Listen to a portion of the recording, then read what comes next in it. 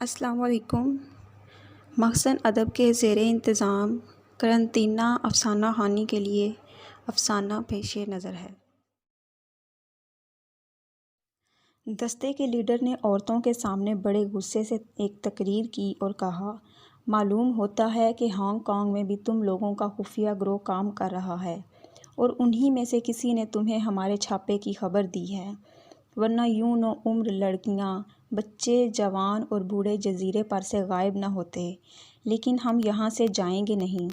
ہم آج سارا دن ان کا انتظار کریں گے اور جب وہ آئیں گے تو تمہارے بیٹوں، بیٹیوں، بھائیوں، بہنوں، شوہروں، بیویوں اور باپوں کو تمہارے سامنے گولیوں سے اڑا دیں گے اور پھر تمہیں بھی سمندر میں دھکیل دیا جائے گا۔ وہ دیر تک ایسی باتیں کرتا رہا اور آخر ہم جنگی قیدیوں کو ان نئے قیدیوں کی نگرانی پر مقرر کر کے سب جاپانی دور درختوں کے دائرے میں چلے گئے اور اپنے اپنے تھیلوں سے شراب کی بوتلیں نکال کر قہقہے مارنے اور ناچنے اور گانے لگے۔ عورتیں ہمارے حلقے میں بیٹھ گئیں۔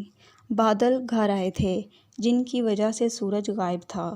اتنی دیر بعد بھی وہی منہ اندھیرے کا منظر جاری تھا۔ تیز ٹھنڈی ہوا میرے سینے میں برمے کی طرح گھسی جا رہی تھی۔ میں گریبان کے دونوں حصوں کو ملاتا تو میرا ہاتھ سن ہو جاتا اور جب چھوڑتا تو سر سے پاؤں تک لرز اٹھتا۔ بڑھیا کی لاش کی موجودگی کے احساس سے بھی جسم کی کپ کپی میں اضافہ ہو رہا تھا۔ عورتوں کا زیر لب جاپ جاری تھا۔ لاش کا منہ ڈھانپنے والی عورت کے چہرے پر آنسوؤں کی بجائے زردی سنڈ رہی تھی اور وہ منہ کھولے مجھے گھورے جا رہی تھی۔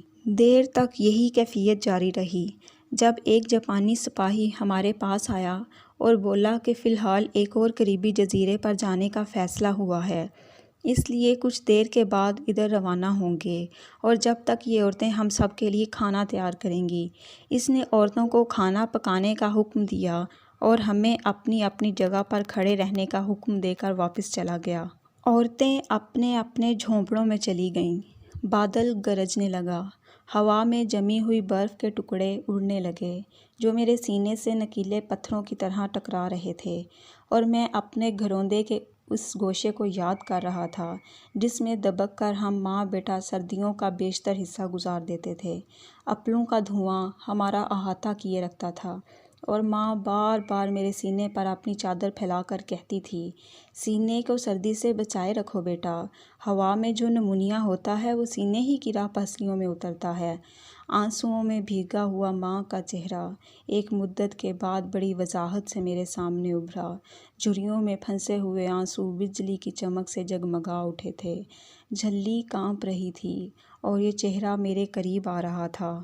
وہ عورت جس نے لاش کا چہرہ ڈھانپا تھا آہستہ آہستہ میری طرف آ رہی تھی۔ اس کے ہاتھ میں کوئی چیز تھی اور وہ بار بار پلٹ پلٹ کر جاپانیوں کی طرف دیکھتی تھی جو دور ابھی تک ناچ اور گا رہے تھے۔ اس کے چہرے اور میری ماں کے چہرے میں کتنی مماثلت تھی، بڑھاپے میں کتنی یکسانیت ہوتی ہے۔ اس وقت ان کی جھریوں میں بھی آنسو پھیل رہے تھے۔ قریب آ کر رک گئی اور چینی زبان میں آہستہ سے بولی، قیدی ہو؟ میں زبان سے کچھ نہ بولا، صرف اسبات میں سر ہلا دیا۔ وہ بولی، میرا بیٹا جلدی میں تھا، میں پکارتی رہی مگر اس نے میری ایک نہ سنی، اس کی قمیص میں بھی تمہاری طرح ایک بھی بٹن نہ تھا۔ میں چونکا۔ وہ بولتی چلی گئی، تمہاری ماں ہے نا؟ میں اب کے بھی کچھ نہ بولا، صرف اسبات میں سر ہلا دیا۔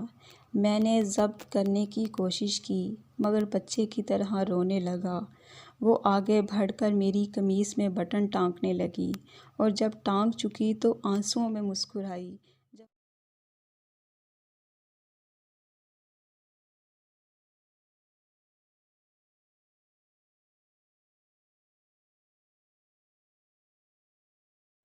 جاپانیوں کی طرح کنکھیوں سے دیکھ کر اس نے جیسے چوری چوری میرے ایک گال پر بوسہ دیا اور میری قمیص سے آنسو پونچھ کر پلٹ گئی اور میں ایک لمحے کے لیے یوں سمجھا جیسے چینی کی یہ پیالی ہوا میں ابھر کر الٹ گئی ہو اور میں پنجاب میں اپنی ماں کی گود میں گر پڑا ہوں۔